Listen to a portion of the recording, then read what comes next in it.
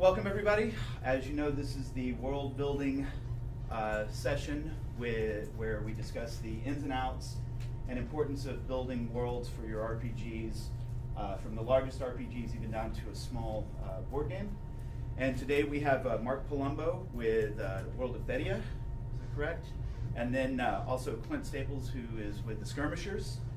And so I'm going to go ahead and let them talk about themselves for a few minutes, and then we'll get started with the questions. Go ahead. Okay.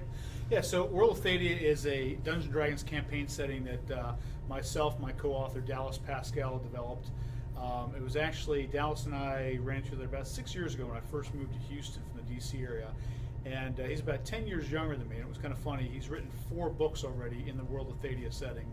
And for the longest time, I've been playing D&D my entire life, other campaigns, other RPGs.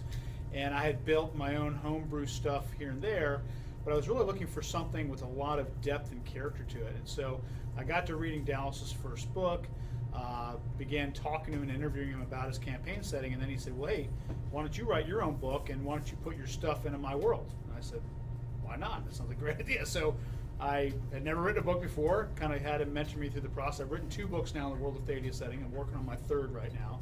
And what's exciting about Thedia is we try to take all the great things that he and I love about the Dungeons & Dragons campaign setting and other RPGs we played over the past 20, 25 years, and we've kind of gelled that into World of Thedia. So we've got like 4 major pantheons that are all very different from one another. So we want to do that because we want to give both players as well as DMs who are running campaigns in Thedia to really have a different perspective. So like downstairs we're running the Alacrast Magnus Arena, which is a very, if you guys ever heard of the Dark Sun campaign setting, it's very much a very dark world. There's no magic, there's no divine magic, a lot of psionics, and it's kind of that kind of setting. It's very different from the other ones. Yes?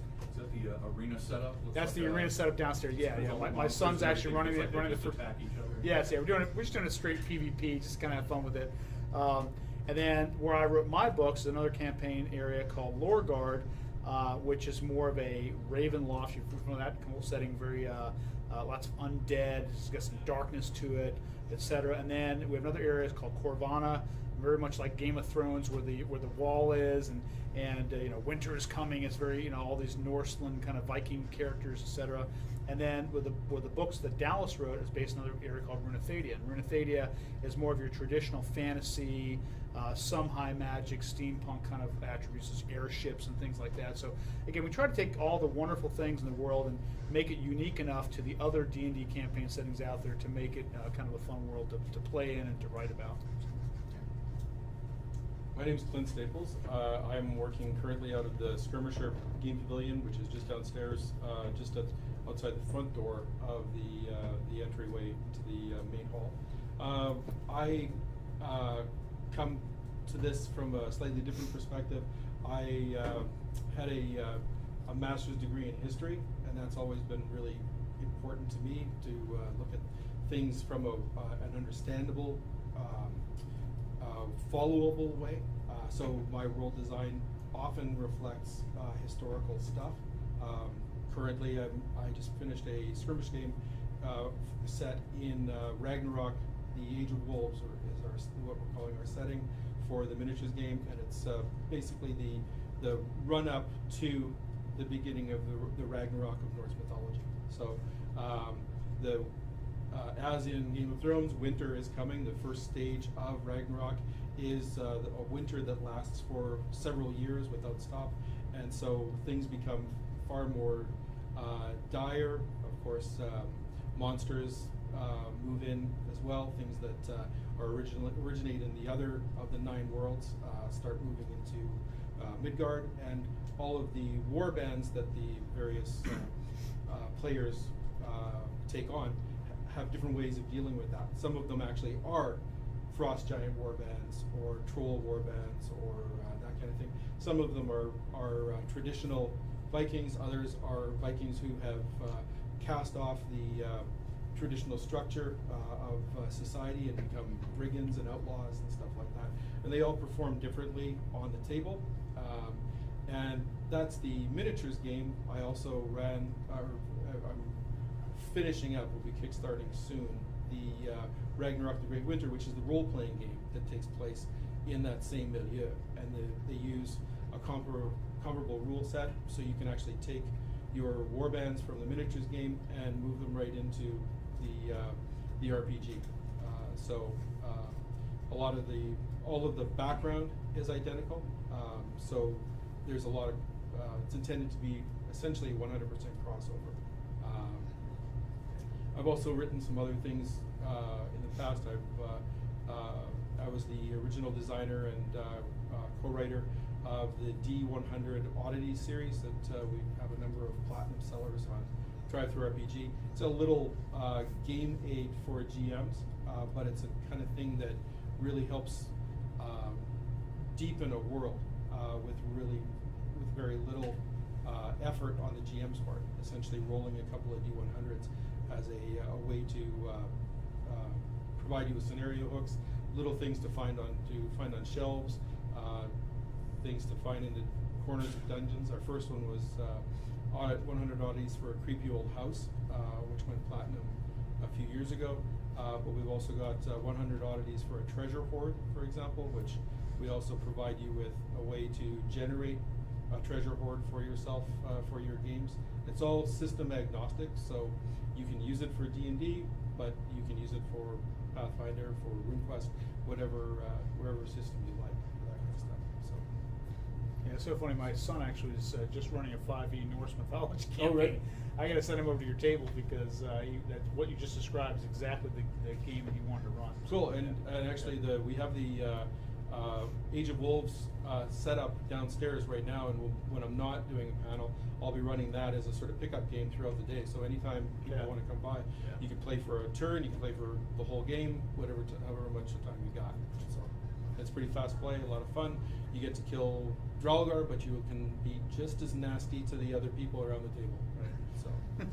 So you're coming from two different approaches. You seem to be coming from your gaming history and game mythos that you've enjoyed and working things together.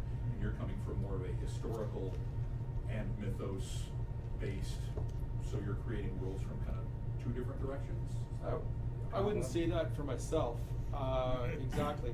The things that I've published have been largely derived from Norse mythology, but I've been running games since 1978, and I think I've developed 7 or 8 complete campaign worlds for a number of systems, starting with you remember the Fantasy Trip? Steve Jackson Games, Malay Wizard, the Fantasy Trip was that's the game that I started with. I'd never heard about D&D for years, actually. And so I actually started playing D&D with third edition. One of my favorite campaign settings actually was the Shadowland setting that I worked out for D&D third edition. So. It's funny you said that too. I think from my perspective, even though the worlds are fantasy based, I think that the more realistic you make them, the more believable the fantasy world becomes. So I think even when I'm writing a book or designing something, I mean, the power of the internet today to look things up. Like I was writing about a slaver ship, right? And I was trying to figure out what was the actual slave cargo hold called, and what were the chains and manacles they used. So I would look these things up, and I'd use those real life terms in the fantasy book to kind of portray the experience of the reader. They bring their background with them. Yes, to make it more believable. And Dallas will tell you, my games are more traditional D&D. He will use the gritty realism rules. So, like, where a long rest, if you played 5e, a long rest is supposed to be 8 hours. Well, in his campaign, it's like 30 hours. Like, you can't just heal up in 8 hours, right? So he put some things in there to try to make it a little bit more believable. So, But I think it's important to mesh kind of both worlds when you're creating something, because you want it to be believable to the people who are playing it, right? So when you start with a world design, what would you think would be, so let's say, the top 3 to 5 points that you need to hit when you're thinking about the complete design? What you need to hit in order for the future to be successful in your world design for RPG or board game or whatever? I would say for me, number 1 is probably what kind of game session do you want your players to have?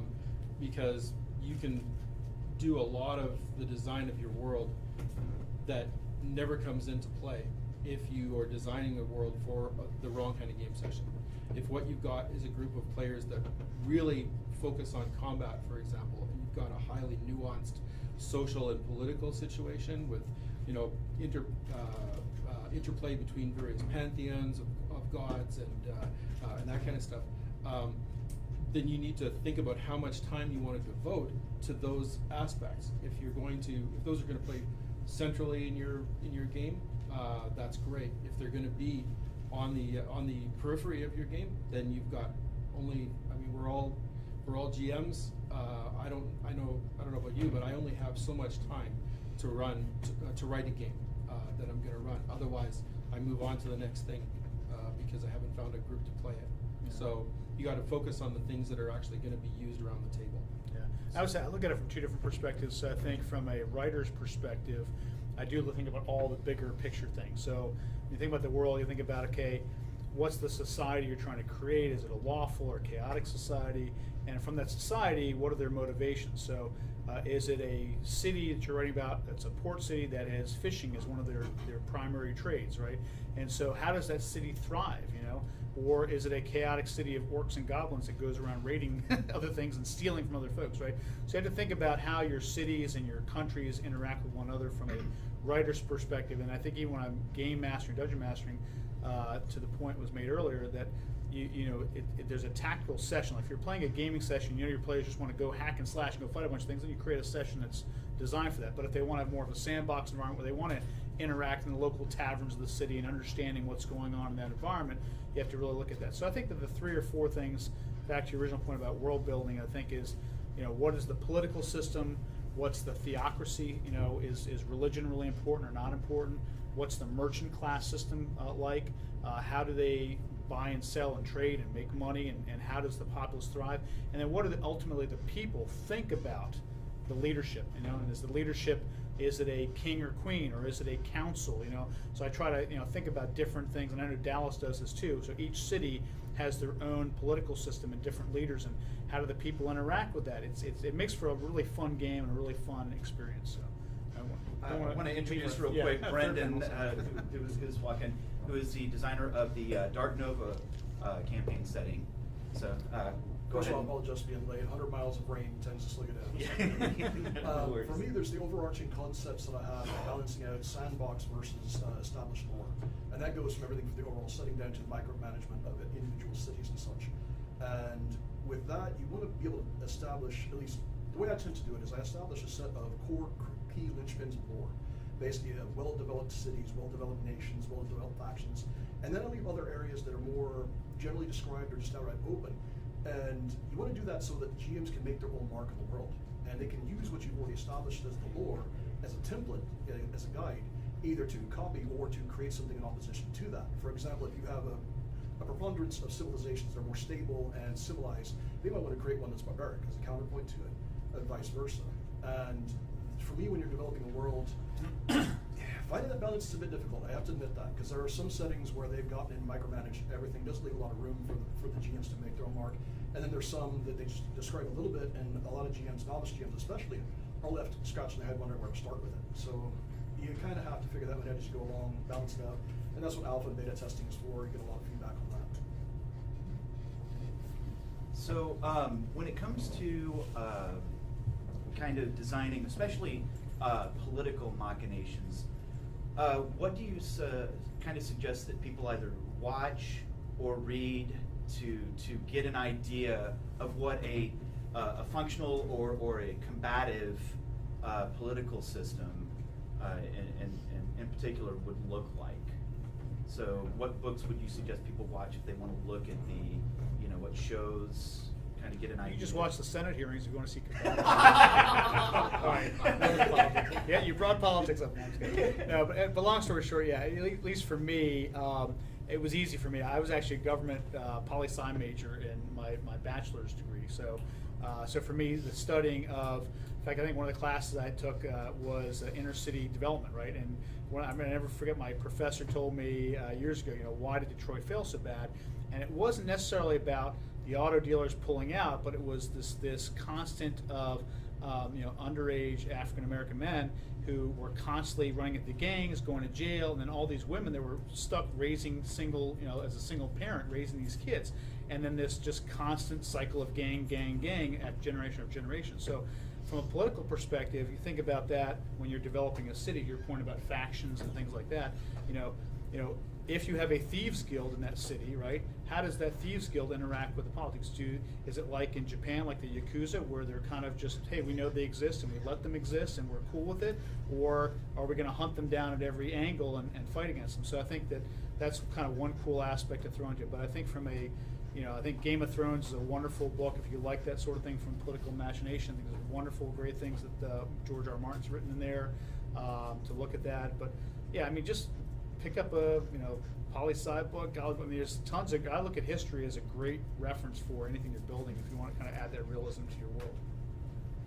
Yeah, I guess it's probably not that big a surprise based on what I said about being interested in history. And I did a master's degree in medieval history as my schooling, and it was based on Byzantine military and political history. And there's a reason why the term Byzantine has the connotation that it does, because they were so screwed up for so long, but they survived for so long. So you had a population of roughly something close to 1 million people, probably in 300, shortly after 300, when Constantinople became the center of the world, and it has survived in some form for over 1,000 years.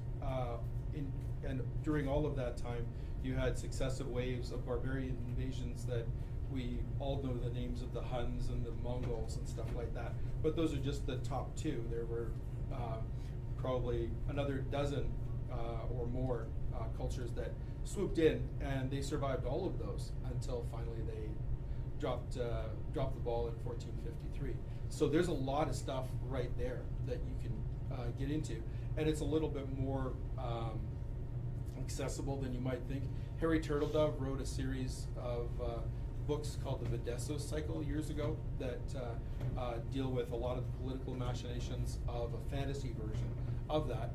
He was a Byzantinist by schooling as well, and he turned that into 6 books, I think, and they're excellent for stuff like this. Another author that is really good for both the political and the military stuff is Miles Cameron, who has written a set of books called the Red Knight Cycle, which is also really good for that.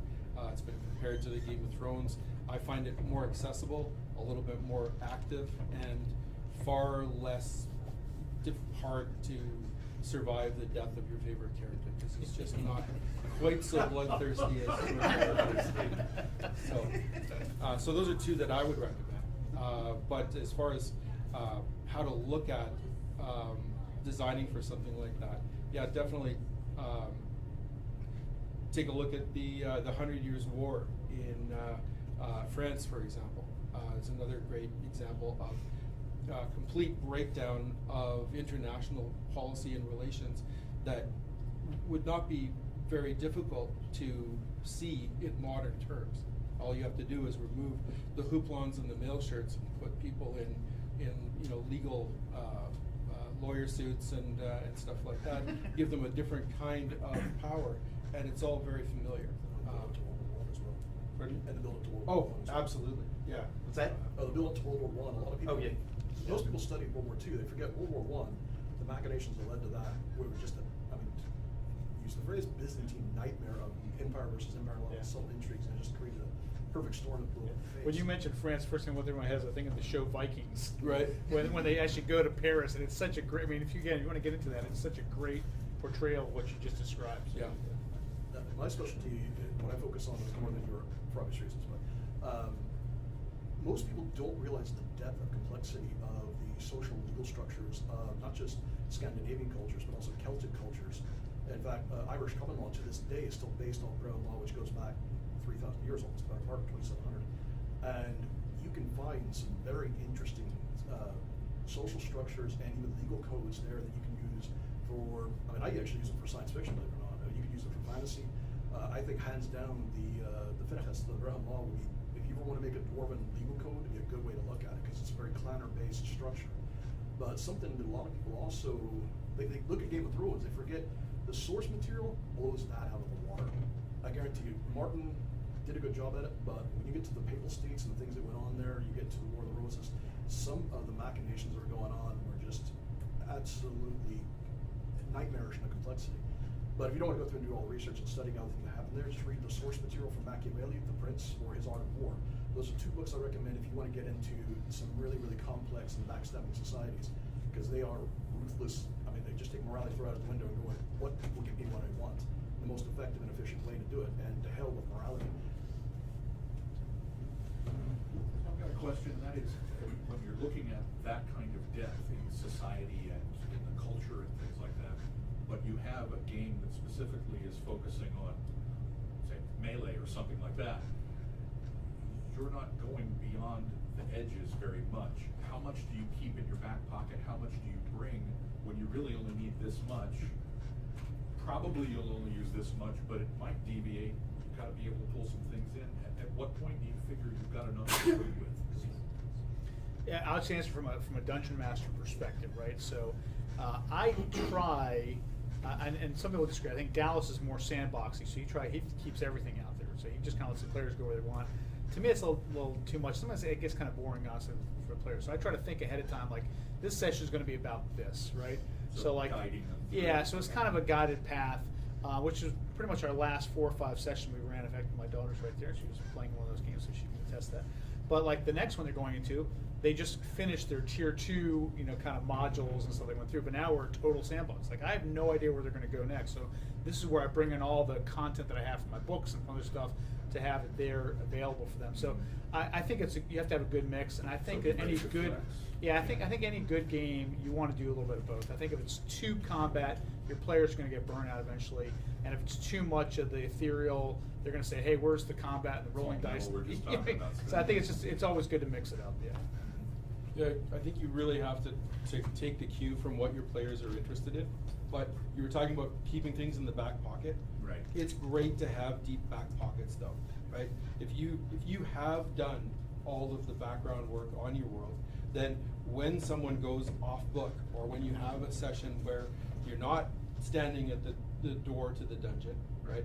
Then you've got someplace to take them if they don't know where they want to go, or if they have a vague idea of where they want to go, or even if they may have picked up on something that you dropped casually, 2 sessions back, and you've got one player who's a bit more of a thinker. He goes, "Hey, what about that guy that?" You had a throwaway line. Yeah, Like, right. Oh, we want to follow that. How many times, if you've GM'd longer than a week, you've had that happen, right? Try running a mystery sometime. You never have all of the holes in a mystery solved. So, yeah. So it's good to have all of that in the background, but then parse it out as they look for it. And springboarding from that, and giving an example to your suggestion about melee, think about how it can limit or enhance the combatants. A good example, the Gaul versus the Romans. The Gaul, hands down, were the best single combatants out of that. I mean, masterful single combatants, because that's how they train. Right. But the Romans were willing to take catastrophic casualties in order to win. Their soldiers were cogs in a machine. That machine was designed for victory. So while you've got the Gaul, who are much bigger, much stronger, much better trained individually, coming plowing into the Roman lines, they're not unified. So that concept of how their culture is, honor codes, is another thing. If you've got, say, culture A that is limited by their honor, culture B, which frankly couldn't give a flying rat's keister about it, they're going to have a much better edge in that because they're willing to do whatever's necessary to win, Right. because these guys are. And that was why Gaul fell predominantly. That, a little bit of buying off of some of the largest tribes for them. So that's how What you got to do. So that background information of how those cultures work can play into how melee, the combat system plays out. True.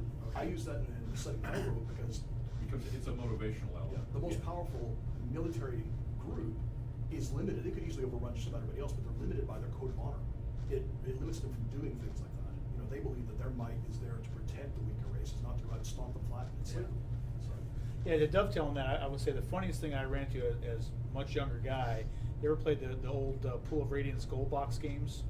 Familiar with that? Yeah. So these are the original D&D games again. And I remember the first time that I encountered what you just described, I was like, what the heck's this old?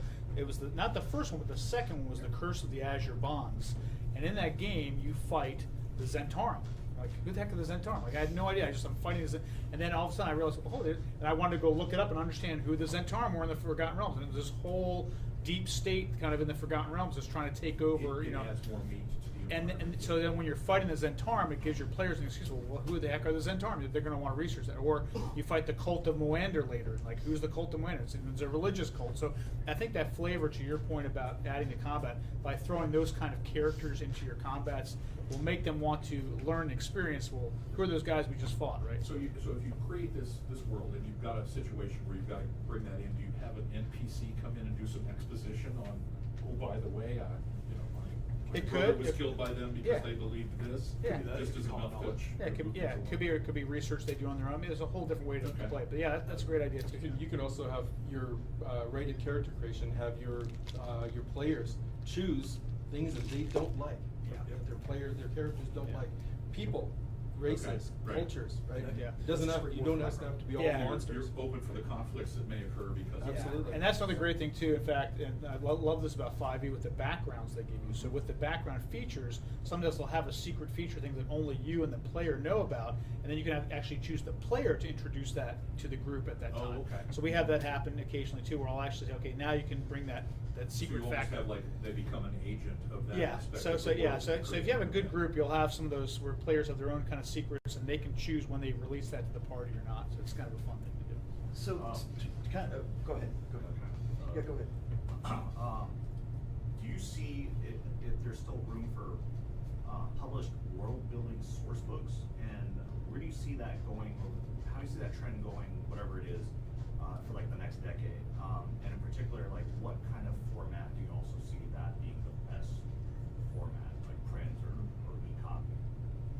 Do you mean like a how-to on world building? More like or- this is the world, like Dungeons and Dragons Oh. creates like different worlds, Yeah. and for a while they even had like separate. I think do they still have a separate world? You mean the Yeah, they like do. Rolling And, Star? yeah, I can. I mean, I will tell you. I know that Dallas and I had this discussion recently, and he told me there was some poll or something that talked about that. That's one of the biggest asks for players. They want more worlds. They don't want just the Forgotten Realms. So you're actually starting to see Wizards of the Coast doing more of that. They've got like they just relaunched Eberron, but they used to have Darkstone was a fun campaign setting.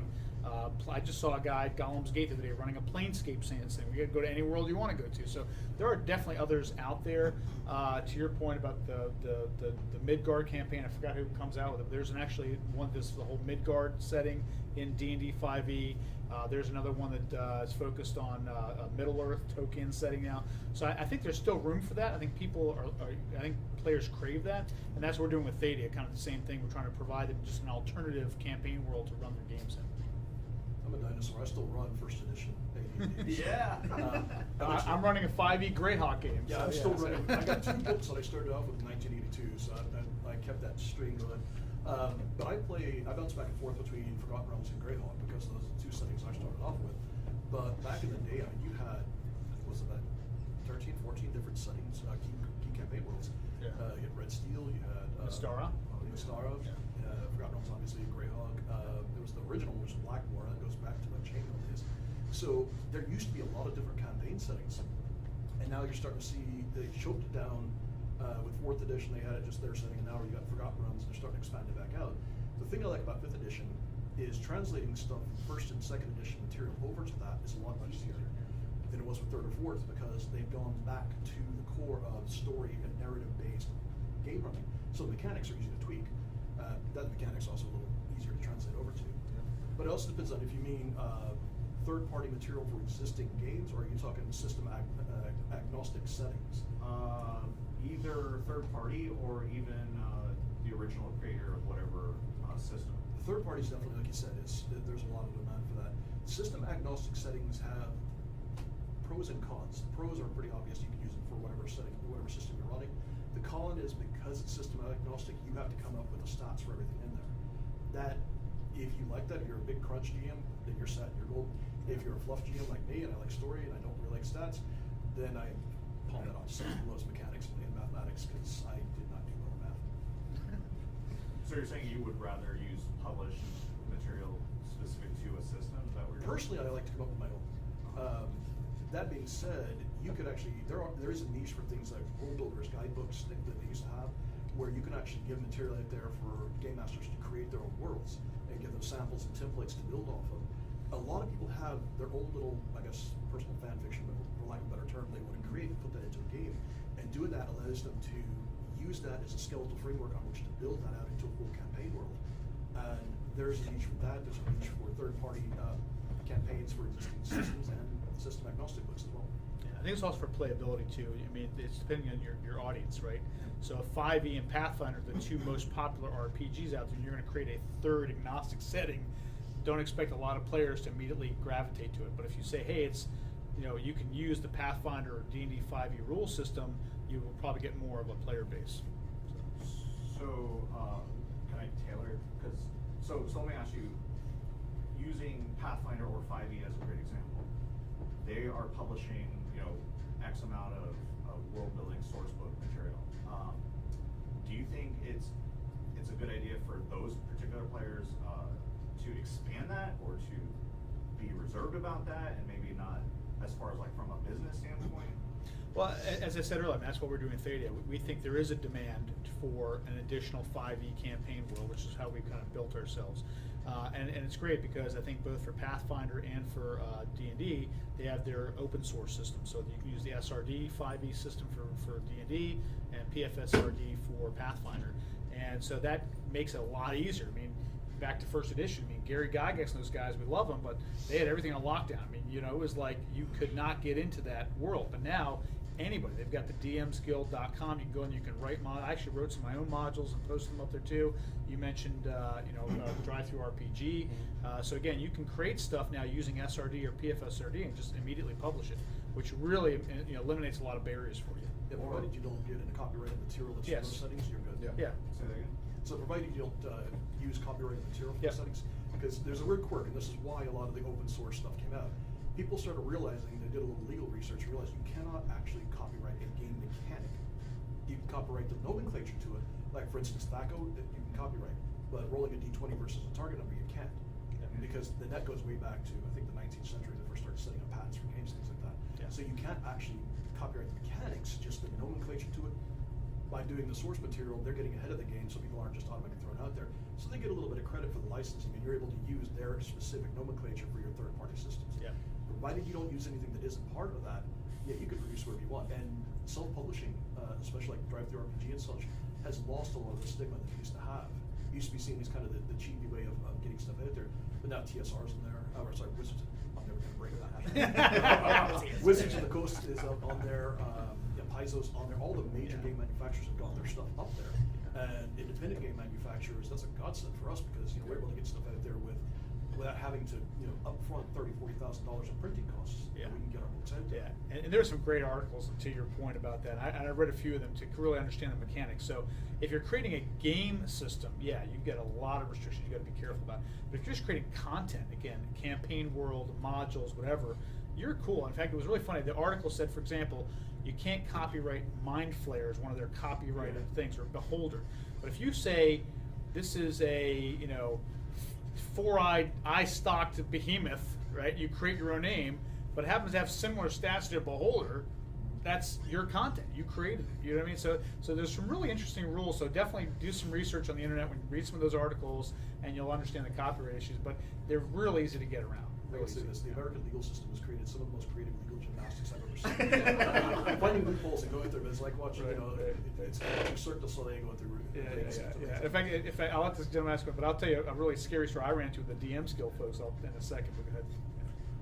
You brought up translating some of your older modules into the newer systems. What have you found in that translation process? Are there parts of the world building that just don't make it, or is it usually mechanics bound? Mechanics. Okay. For me, I've only translated one module over, and that was for a friend. It wasn't for commercial use. And like I said, I'm not a math guy, so it was a bit of it felt kind of like trying to shove a brick up my nose and pull it out my ear. That's about what it felt like to my brain.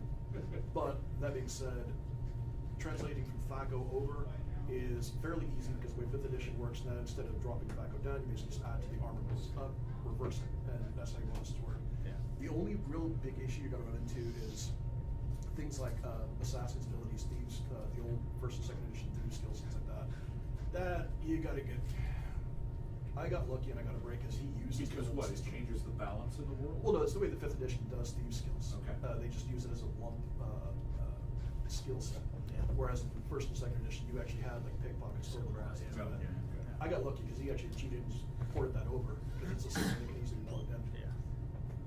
Yeah, but the funny story about DM skills, I actually had 4 of my original Thadia modules on DM skill, and I had Thadia listed in, and per the old rules, they let me do it. And then I tried to port my 5th module up there, and they gave me a super hard time. You can't reference Thadia, this is not part of Forgotten Realms. And so I got so angry, I took all my modules off DM skill, and I reworked all 4 modules to solely SRD content, and now they're posted on our website for free. But again, but I ran into that copyright issue, and I was like, I ran into a rules Nazi at Wizards of the Coast, and I was like, I'm just not going to deal with this. So It's so not playing in other people's sandboxes. Yeah. Yeah. yeah, exactly. But if it feels derivative, it's probably derivative, right? If you're too close to what's already written, you're probably going to know it because your players are going to tell you. This just feels exactly like D&D, right? So do you think it's wise for a publisher, independent or company, to say publish 12 source books on the same world, or 12 books of completely 12 different worlds?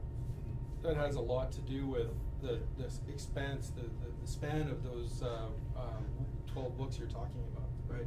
If you're doing a kingdom per book, for example, well, there aren't too many settings that just have a single kingdom. So you're probably going to need to have more than one. But in a science fiction game, for example, you could play for years on a single planet. So if you've got one, if the span of the scope of the book is a little bit more meta, then you've got an entire world. You're obviously not going to get into the same level of detail, but then maybe further books break down different portions of that world, or expand it into the greater system, or the interstellar polity that's out there. So that brings me up to a good question. When you're talking to people that are newer at designing worlds, do you recommend starting big and digging down in the details, or do you recommend doing, like you were talking about, starting with a kingdom or a state or whatever, and then expanding the world out? Personally, I would recommend starting small because you limit the amount of work that you're doing to the things that are most likely to impact your player group right at the start. So if you've got a lot of background that it may take months of gameplay for them to bump into a lot of that background, but you know they're going to be going to this dungeon or to that town tomorrow, Friday night, and you've got 2 hours of prep time. Well, so don't spend that time coming up with a complex religious situation, right?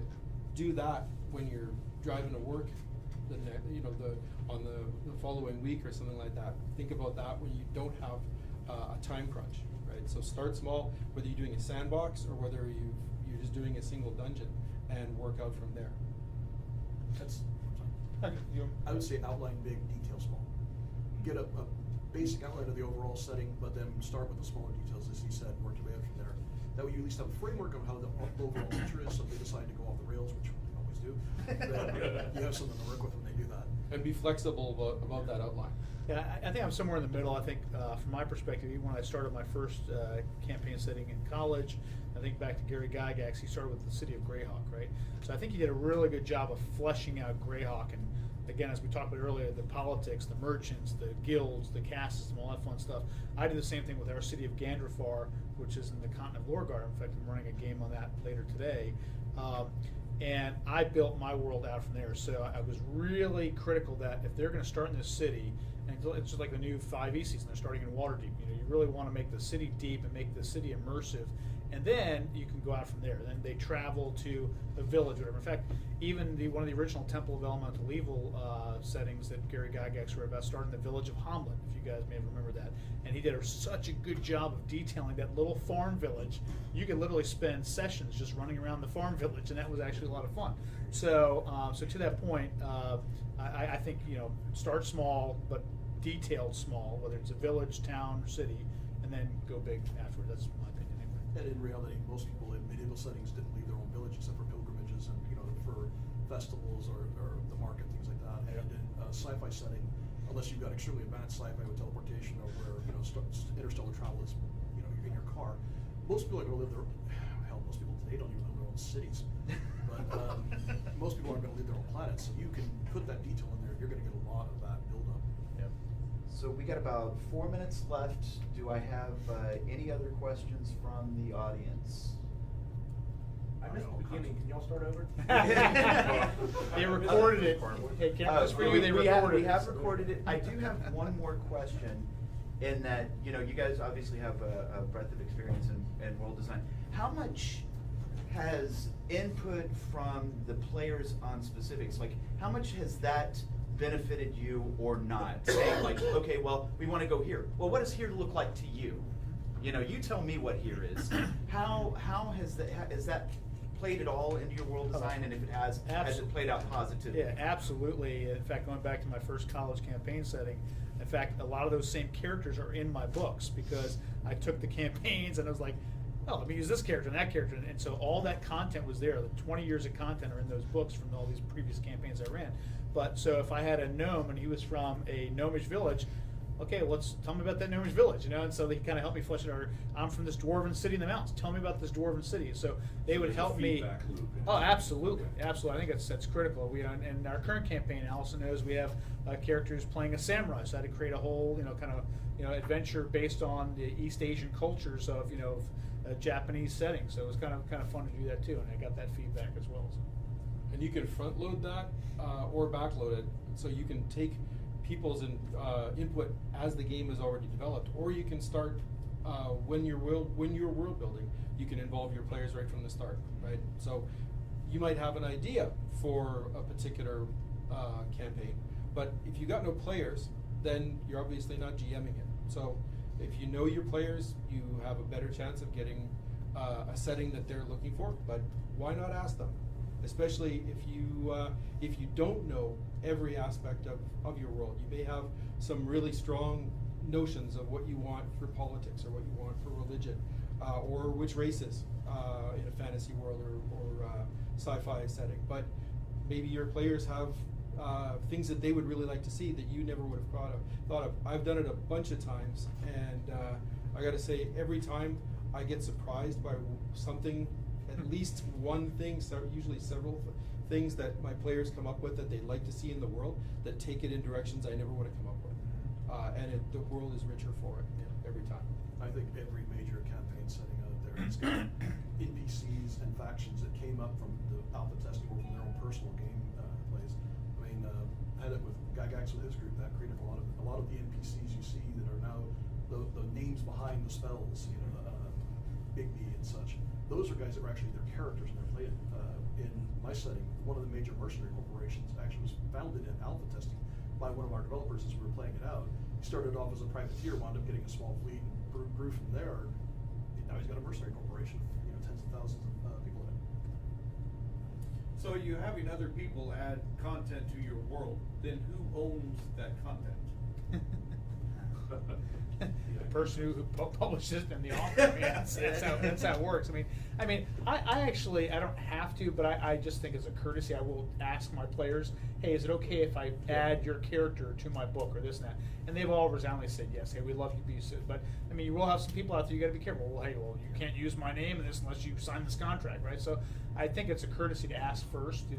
I save all my emails. So, so that's one way to do it. But to these other gentlemen's point, I mean, I think that it really, just to sum everything up, do not build your world in a silo. I mean, definitely, and try to get as much feedback as you can from other people, whether they're playing your games or not even playing your games, because they're going to tell you whether this makes sense or that makes no sense. Why would you have that, right? So I think having people as being a sounding board is really critical in that. So yeah. And if you're talking about a game that's just a homebrew campaign, you're not planning on selling. Right, you can get even better player buy-in by getting them to design parts of it. You don't have to just sort of let them give you the idea, and then you go home and do all the heavy lifting. Right, there's a lot of players out there that don't want a GM, but they like to sort of dip their toe in the water. So you can give them a little bit of a little place in the sandbox to write some stuff, right? And there's no better way that I've found to get players interested in their character than to give them something that they had the notion of in the first place to work on. All right, guys. Well, thank you very much. This marks the end of the world building panel.